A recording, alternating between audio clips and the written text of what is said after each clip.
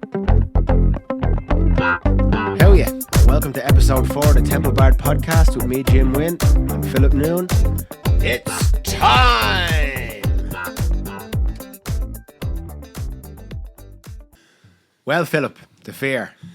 The fear, I suppose, is in Ireland. We say the fear is probably the psychological consequence of alcohol or too much alcohol. So if you wake up, I'll tell you, the fear most recently for me, I watched the roast of Tom Brady. Did you watch? I watched half of it and I thought it was. Have you seen Ben Affleck? No, I didn't get to that bit. So Ben Affleck, he was so off his nut. There wasn't a cocoa leaf in Colombia safe with Ben Affleck at the roast of Tom Brady. Really? I didn't even know he was into it. He was that kind of... I didn't think he was that bad. He was a mess. No, I didn't get to that far in it because I watched, like, it was fucking 2.5, 3 hours long. Nikki Glaser was great. She was the best of all the ones I saw. But then I think I saw till a lot of, like, his coach came out and all these football players, and I don't know who they are and I don't know what they're doing. Or they weren't funny. You could see them reading the teleprompter. Kim Kardashian, she read the teleprompter as well. Your man Gronk, Rob, he couldn't even read He was awful. Jesus, Gronk. He's good at catching footballs, I imagine. But I think he's something. Isn't it something to do with, like, they were making all these plays about his CTE. About his CTE. I think he is. I think he's fucked. I think he must. Like, they all are.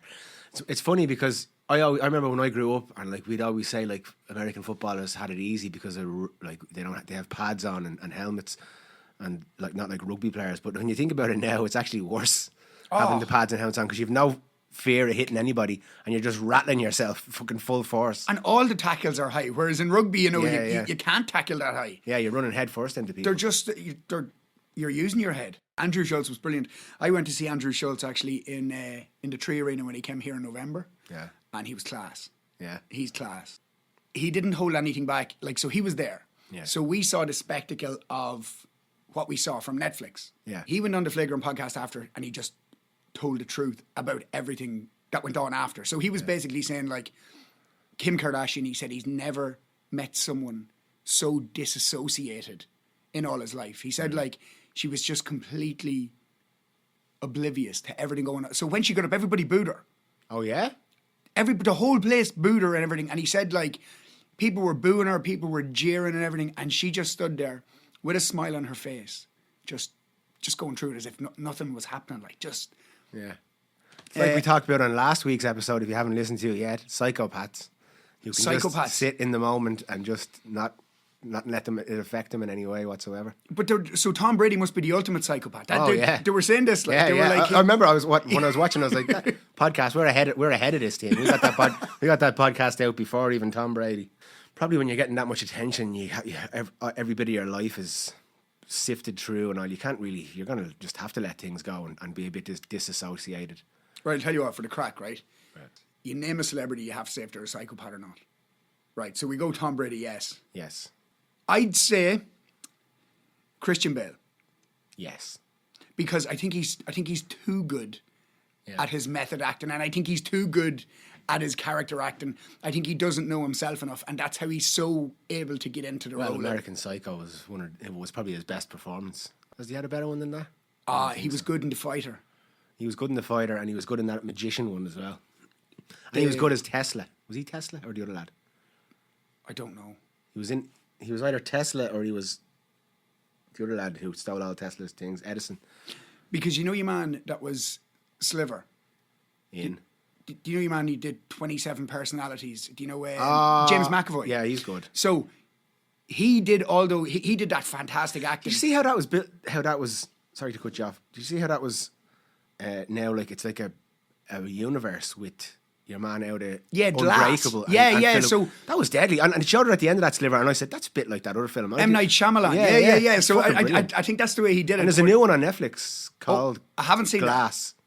That's Glass. No. So I think is it called Glass? So there was Unbreakable, and then there was Sliver, and then there was Glass. I think that's it. Bruce Willis is, well, he was. No, and he's in the new one that's on Netflix. It's only out in the last year or two. Oh no, Bruce, no, yeah, but it must be. He's in it though. Oh yeah, he's in it, and like it must have been taken. Is there somebody dubbing this? Well, it could be AI now. You wouldn't know. He'd be in all of them. He's done enough movies that he can be in. Yeah, he's going to be. True. My name is Mr. Glass. Yippee ki yay, motherfucker! Sorry, Bruce. Ho. Now I have a machine gun. James McAvoy comes across like a fairly sound lad, you know, in interviews, like a fairly Yeah. regular, decent human being. Yeah. Whereas Christian Bale in interviews comes across like a psychopath. Yeah. So I think James McAvoy, that's why I'd say he's probably not a psychopath, whereas Christian Bale probably is. You can kind of tell because when he's been interviewed, he has that dead, I know what you mean. Yeah, it's a soulless it's gaze. well, it's obviously it's a perspective thing as well, but also those interviews that they do for these films, like they sit down and they listen to the same question from 50 people That's- in a row. That's got to be fucking. I'd be wondering if I'm a psychopath after a few of them. Cillian Murphy depends. just looks bored in them all. Yeah. Cillian Murphy's just like, I've done the film. Fuck yes. Yeah. I've done the It film. must be so. That must be the most annoying part of it all. Like Having to promote it. it's the same with music. Like when you release music, having to promote it and think of ways to promote it and fucking think like, and then you pay to or podcasts. or podcasts, yeah, and then you pay to get a song promoted and Spotify take it down. So you don't know what to be doing. It's just a stressful and not fun thing to do for like a creative person. So we commiserate with the psychopath that is Christian Bale. He was at least the third best Batman. Do you think? I can't. I'm trying to think who all the Batmans are. I think he was the best. Was he the best? Ooh, Who was the Batmans? Michael Keaton. He was good. he was good. A bit camp. A big camp, yeah, but that's what they were going that's for. The Batman. That's- The Batman I remember from a kid. Being Adam a kid. West. Adam West. Adam West. Val Kilmer wasn't great, but George Clooney made sure that Val Kilmer was better. Batman was in another film, but I don't know. It wasn't a Batman film. Do you know who I think was in it? I think what's your man's name? He was on last week's podcast. He's in that Saints and Sinners, Irish fella. Paddy Casey. No, Paddy Casey. The fella from Taken. Liam Neeson. Liam Neeson. Yeah, he's in it, and he's like they're like a shadow group of ninja samurai, and one of them's Batman. Maybe it is a Batman film. I don't know. Is that a Batman film? Yeah, he's Ra's al Ghul. Yeah. That's Batman Begins. Is it? Yeah. Who's Batman in that? Christian Bale. Done. He is the best Batman. That was my favourite one. Yeah. No, Christian Bale is the best one. Yeah, I watched the new one with Robert Pattinson and like I couldn't finish it. Like I just, when a film has me going on my phone and all, and like I in the evenings I don't go on my phone at all. So if a film makes me go on my phone, it means How can you stay away? I can't get off. My screen time is the worst it's ever been. yeah, mine's better than it's ever been. Probably. I post stories and stuff, but I don't really look at it much. I go on like a few times during the day and have a scroll through, but in the night time I don't go near my phone really, unless to look at like if someone's WhatsApping me or something, I'll go on it. But I won't. Or if we're talking about podcast stuff, or sometimes if I'm making like a bit of content for music or something, I'll go on my phone for that. But I don't tend to scroll or go through TikToks or anything really. Well, what happened was I went off all the social media for 2 years at one stage. No way. Yeah. Part of me spiritual awakening. Jesus. Yeah, I went off it. What was the real world like? It was before. Neo. It was before and going into COVID, so it was good timing on my part. I think I hopped out just in time for COVID. I went into lockdown maybe 6 months to a year before COVID, and went off my phone altogether. The only thing I stayed on was I'd look on Twitter for the news, and now it's the opposite. Now I'm on all the other ones, but I've gone off Twitter. I haven't been on Twitter. Twitter's heavy, I haven't been on Twitter in about 6 months. Haven't even opened it. Did you see the thing they have in town now, where there's a little The portal. the portal? Yeah. Could they have that portal anywhere worse in Dublin? Like, they have it right where you man and the fella in the green and white shirt. You know, you have Patrick's Athletic. Yeah. They have it right there. That's what I have it like. Yeah. Is it open? The guard, it's open, yeah. We'll have to go down there for a look. Oh yeah, we'll have to have a look. There was a woman who was flashing fucking. She was drunk and had to be dragged away from the portal by the guard, and that was after it was open for 20 minutes. I didn't know this was open yet. Yeah. I thought this was a concept. I didn't think they were actually. Oh my God, that's class. Yeah, it's open. I thought this was a concept. I didn't think they were actually going to go ahead with this. I was like, oh no, like, why would they put it there? That's fucking ridiculous. Yeah. Who came up with that idea? I think it's pretty cool. No, like, it's in a way. unbelievable, but you put it at the top of Grafton Street. Yeah, I know. You know what I mean? Like, it's such a mad place for it. Yeah. Because it's in Times Square, is it? Or it's like... Yeah, somewhere like that. Yeah, I imagine. I didn't do too much of a deep dive into it. I just saw it was open yesterday, and then I saw a video of this lady who was obviously drunk and Man, we'll have to acting the take down hand. there for a look. Yeah. So, Jim, tell me about your worst experience of the fear. Oh, I don't know. Jesus, it's a tough question because it tends to come on you really bad after. Well, I told you about. Actually, this was in a podcast that we didn't put up. The time that I was at a 21st and I was drinking all day and I got too drunk. I said I'll go for a little walk, and I walked outside down. It's in Blackrock, in the Wicked Wolf, and I walked down for a bit of air, going down to the train station, and then suddenly out of nowhere I got caught short. I had to shite and I was either shit myself or shit somewhere there. So I found a little wall and I looked around. There was no one around. Dropped me cacks, shit, and I looked up and I forgot there was a big window on the back of the Wicked Wolf. So the party I was at, everybody was looking out, laughing at me. I could see it. Me with me cacks down. It was horrific, and I think the fear after that was pretty bad. That was a hard one to live down. But Did anybody mention it after? oh yeah, I think, but nobody's mentioned it in a long time, so it's back. Remember. But I've had loads. Like I'm the quintessential fella who falls asleep and gets shaved and drawn on. Like, it's happened to me probably more than anybody you'll ever meet. Anyway, so what happens to me is I drink and I feel fine, and then all of a sudden I wake up after being passed out. It's like I don't feel drunk and then pass out. I just pass out and then wake up. But what I find with the fear is you tend to wake up and you're worried about what you said and I did this and I did that. But what never happens is no one ever pulls you up on it because everybody's always worried about what they said and what they did.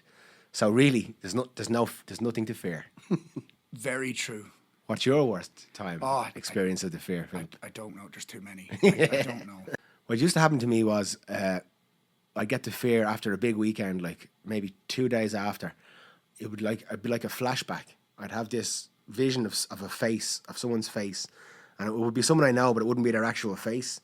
And then this darkness would come around my eyes, and it'd be like my eyes were closing in. No and way. I'd have this almost like a bit of a shaking thing in my body, and I'd feel it coming on, and I'd know like. Would this be at night? No, is this no. like the DTs? Is this like delirium tremens or like? No. Well, I didn't know what it was at the time. Now I think it was a spiritual experience. It was Right. the feeling of the darkness and me letting it. It was adding tension to my body because what happened was I'd tense up, I'd start sweating a little bit. Would this be during the day? Yeah, it would be during the day or during the night.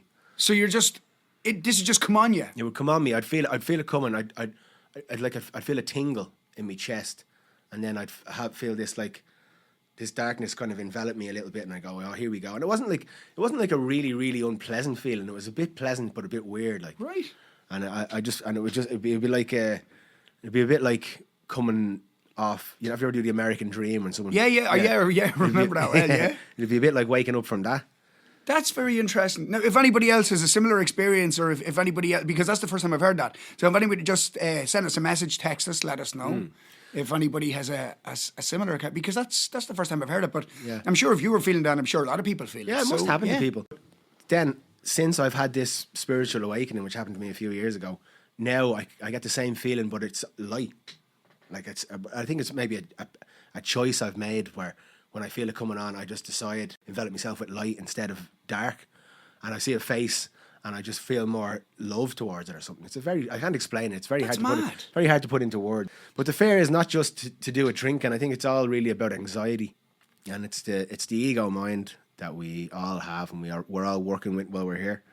And the fear is just the anxiety. It's things like we talked to you about in the last But podcast. is that not the cycle though? So you have the anxiety, so you drink to escape the anxiety, Yeah. and then the withdrawals from the drink make the anxiety Yeah. come back 10 times stronger than they were in the Exactly. first place. Yeah, I think that's why I stayed. So it was funny because just when I was trying to think of a moment of the fear there, I couldn't, because for a good 5 or 6 years of my life, I probably drank every day because I was gigging every day. Yeah. And when you're singing every day, it's acceptable to be, especially when you're singing away, like in resorts and you're singing all over the world, like when you're singing in different places, you're part of the party. Yeah. So everybody's just putting pints in front of you. So it's acceptable to be drunk every day. Yeah. And then COVID happened, and then that's when I got the fear times a million. Yeah. It's kind of the universe snapped you out of it. But I think COVID was that for a lot of people. A lot of people want to argue about whether vaccines are real or whether the virus is real. But I think this was just a manifestation of change in consciousness. Like it was a reset for a lot of people and a lot of things. So to me, I loved it.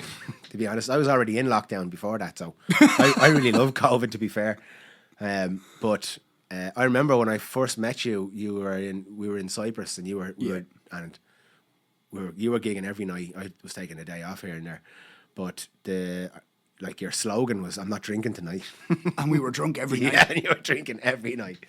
I remember there'd be people coming up, you'd be like, "Oh no, I'm not drinking tonight," and someone would come up and put a shot and a pint beside you. Oh, it was mental. And that's how do you say no? When you're part of the party, there's no getting away from the party. Yeah, exactly. And people are on holidays; they want. But you see, that's the thing. So especially when you're singing away like that, they're on holidays, and a lot of the people come back year after year. So a lot of the same faces are returning. So they're back and they're like, "Oh, Philip, James, great to see you again. Let's have a pint with you." Yeah. And you're like, "All right," but the other family that were here last night, I had a pint with them, and they haven't. And everybody. So one family will go after a week, and then another one will come. And the thing is, they're all class crack. Like this is the thing, because they're all your friends, because you've developed bonds with them over the years. Yeah. And then you just end up drinking. Like the bar would open in April, and close in November, and it was just solid it's a bit drinking like every night. It's a bit like for people who don't do music.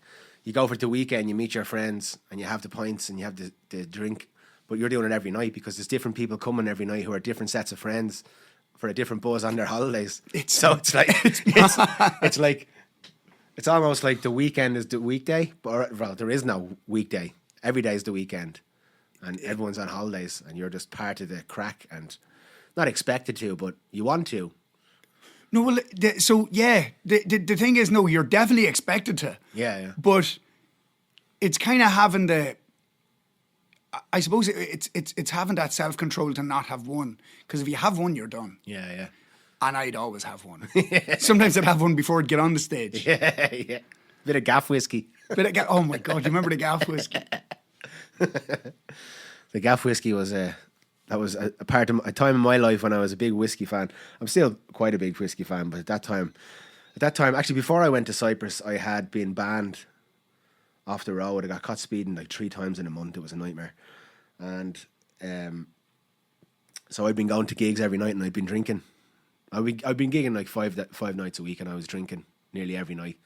And then I went to Cyprus and I was drinking every night again. So at that point, gaff whiskey was a must.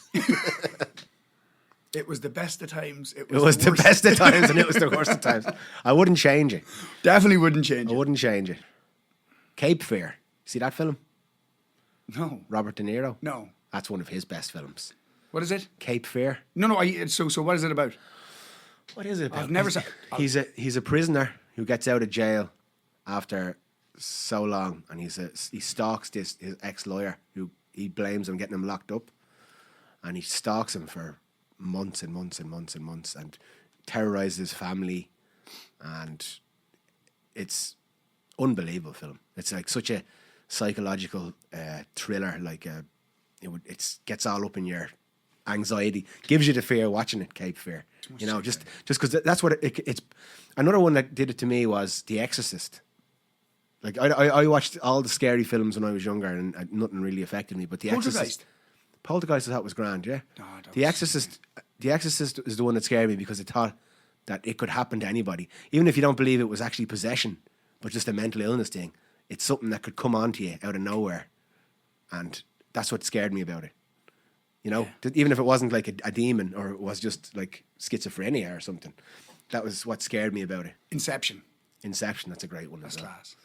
Yeah. It's definitely number 2 after RoboCop. If we're talking about favourite films, I'd have to go with the Shawshank Redemption. I haven't watched it in a while, but that was my favourite one. I love a good cry, Philip. A happy cry or a sad cry? Either. Yeah? Yeah. Happy cry or a sad cry. And just to get it out. I always feel better after I do, like, get a little few tears out.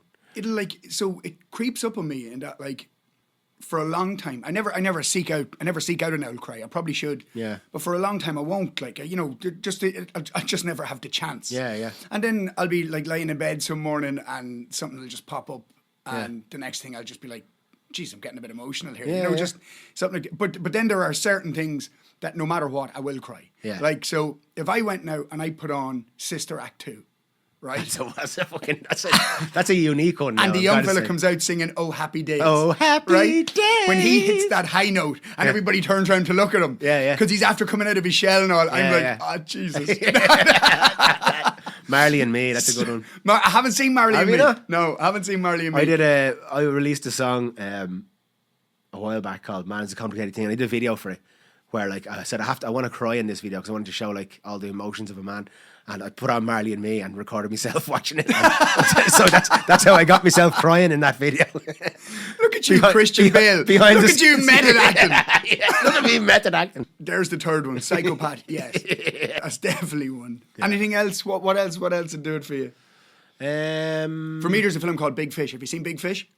Yeah, with a giant in it with Yeah. Ewan McGregor. Yeah. I think I cried at that one. Yeah, Yeah, the that's very one end I've of only that. seen once. I think though. Oh, the very end of that. It's such a happy ending, but it's such a sad ending. It's beautiful. Yeah. I'll tell you about my original. Tell me. Beaches. Bigfoot and the Hendersons. What's Bigfoot and the Hendersons? It's Bigfoot and the Hendersons was a kids' film where Bigfoot goes to live with a family, and it's funny and it's all funny, but at the end, the authorities are after him, and the family are trying to hide him and put him back in the wilderness. So it's like E.T. It's like E.T., just like E.T., very, very similar. I don't know if it was before or after E.T., but he's going and he won't go. He wants to stay with the family, and the dad just goes, "Go, go," and slaps him in the face. And I remember, clear as day, me and my brother Simon hiding behind a couch in absolute floods of tears. Oh my God. Floods of tears. He had Bigfoot. And it's funny because it was he was trying to help him, but he hurt him, and helping him hurt him more, but maybe saved him from getting hurt even worse. Yeah, that's so. Isn't life fucking crazy? There's your childhood trauma. That's my childhood trauma. Yeah. That was an early childhood trauma. Well, that was the 80s, so we all got the shit kicked out of us by bigger people. That was just the way it was. That was just the way it was. So this is the first week that people have actually been messaging us into the podcast and letting us know your views and different things as well. So it's been different for that. The first 2 or 3 we were kind of out in the wilderness. Yeah. But it's nice now to know that there are people out there listening. Yeah. But it makes it a lot easier to do them and get the motivation to do them. Yeah, most when definitely. you hear people. So hit us up and let us know your ideas, because it keeps us going and keeps the podcast going. But on that, hit us up. Where you hit as a child? Me? Yeah. Oh God, yeah. Yeah, I was too. So let us know where you hit us, because I wonder now, like, you know what? Let us know if you weren't hit as a child. Yeah. Because I want to know where them kids are, and I want to know what you're doing. Yeah. I want to know what you're doing. Probably with your not life. listening to stupid podcasts. Probably saving the world, or maybe. I'm sorry, I can't. I'm on the International Space Station right now. I have no I'm covering up the next moon landing. Yeah, it was the done thing. Like my childhood was hidings, watching horror films, but being outside, playing, and coming home when it got dark. Yeah, the speed of kids on iPads now is unbelievable. Yeah, screen time and all this. I have to say, my older kids, they got a lot of screen time. Now with this one I've made recently, he doesn't get as much screen time. If it was up to his mammy, he'd get none. I let him watch a bit of Miss Rachel because I think she's good people. Shout out to Miss Rachel. Miss Rachel, we love you. I love you. You save me most mornings. Give me a half an hour to get the coffee into me and wake up. The other ones, like I sat them in front of the same DVDs every night, probably for hours at a time, and it shows because a lot of them now can't sleep without having a TV on. I can't sleep most of the time so I have no choice. Obviously, I have to sleep with everything off. But if it was up to me, I definitely have something on. There's a brother of mine as well. He can't sleep without like static or like white noise. He needs, or like a Hoover or like a hairdryer. Like What white noise is, it's every frequency in the spectrum from 20 to 20,000 hertz, which is the human hearing range. So it's every frequency possible. So inside white noise is every song you've ever heard, every word you've ever heard, every thing that's ever been said, spoken, or heard by anyone. I always take it as what we are. Like consciousness is everything, and we're just little songs carved out of it, like little individual songs carved out of that one white noise, which is everything and nothing. I did for years have to fall asleep with the TV on. I did it for years and years and years. Now I don't, and a lot of nights my mind keeps me awake for an hour but I'll just try and keep going back and turning it off, and I'll go back to breathing, and then I'll breathe for 5 seconds, then I'll go down another rabbit hole in my mind and think of this thing for 10 minutes, then go back to breathing, and then go, oh, I'm getting there now, and then I'm off down another rabbit hole. What if I did this now? What if I did that? She never liked me mother. No, that's what I do, and then before I know it, I'm watching the Indian lads build a swimming pool in the forest. Yeah. I'm watching some lad pour epoxy resin onto a table. Yeah. That's the thing is, if you give up and go back to the screen, it makes it worse. Oh no! Sometimes the screen can be all hours. Yeah. All hours. Did you see that a lot of those swimming pool things are fake? No way. They have like they go in and they. They do 2 or 3 digs and then they get two or three digs. Then they get a mini digger in. Yes. Yeah. If you look at the views on that, they've got hundreds. I'd say that camera pan around, there's like 3 Lamborghini Gallardos sitting at the end of that. The lads. The boys have a shower, throw on suits. See you next week, boys. With off-road tyres on them. What I love when I'm watching things like YouTube is people who are passionate about things that I don't really care about. Like I could watch people fixing electronics for hours or fixing watches. And I don't care about any of that shit. I'd never do it myself. But I watch people doing it. And it's a strange phenomenon now because it started off with kids watching other kids playing games. I remember that happened with my oldest son. I was like, what are you doing? Watching Minecraft became a sensation. You're watching people playing a game. What are you doing? Reaction videos are massive. Yeah. So it's like a video inside a video inside a video. So eventually in 100 years' time, it's going to be people watching people watching people watching people watching people play Minecraft. Although, you know what? Like, to be fair, I think I've watched like maybe 40 minutes of people like welding and soldering. I don't know what that means. Yeah, I've never welded or soldered anything in my life. Or some lad like fixing a puncture in a tire. Yeah. And he has like some special way of doing it. I'm like, yeah. But I love those videos on TikTok when you find something that changes your life. I saw one last night. So, you know, when you're cutting you have a block of cheese for sandwiches and you're cutting them off. If you get like a vegetable grater and you just peel it off with a vegetable grater, it fucking makes perfect little slices of cheese. No way. That's like easy singles. I saw one with a chicken fillet where if you put a fork on it. Yeah. And your little white bit. Yeah. If you just like grab that and put a fork on it, like pull it, it pulls the whole thing out and you're just left with a perfect chicken fillet with no line of fat going through it. No way. Swear to God. And some of them are fake. Have you seen the ones? There was one where I saw someone pull out like a section of pineapple where it looked like you just pull out one of the little, you know, like a pineapple. Yeah. And it looks like you just, what is it? You roll it on the ground and then you pull out little sections of each, like you twist it and pull it out and you can eat like a little. Oh, no way. Lollipop of pineapple. That was a disappointing one because I thought that would be a fucking great idea because cutting a pineapple is a nightmare. I've seen boys that like just do fake ones for the crack. Like he'll like throw a load of things in a pot and then he'd be like, you know the way they try and overemphasize how dangerous Coca-Cola and things are. So like they put like a penny in and they put Coke and then the penny is like. So they were trying to do this with like Red Bull. Right. So he put a hammer into like a pot and poured Red Bull and he's like, now leave sit for like 20 minutes. Yeah. And then like lifted the hammer up and the whole like head of it bent down like it was like a rubber hammer. Yeah. I've seen people plant like half a banana and a potato and then they have a tree, like they do a fucking time lapse. And then there's a tree with like bananas and potatoes hanging off. I'm like, that is class. But that gets millions and millions and millions of views. But you know, sometimes you see a video and you know when you've seen it, you're going straight to the comments. Yeah. Like, you know, some of them are just... Yeah.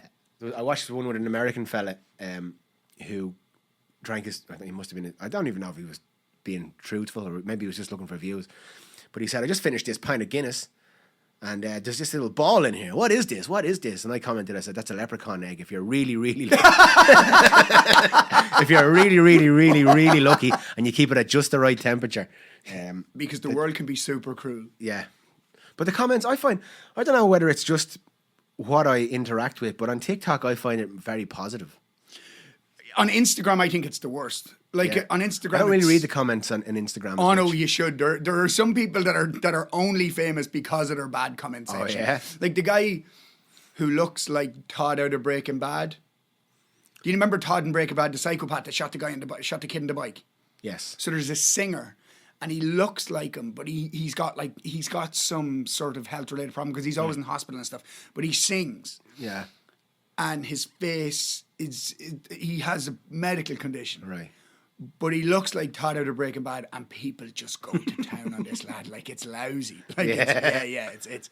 But I still look at his videos so I can go to the comment section. But again, it probably helps him in a way. Oh no, he's massive. Yeah. He's massive. He was helps like, in a way. I think he's Australian, and they flew him to London for like massive gigs and massive promotional tours and all.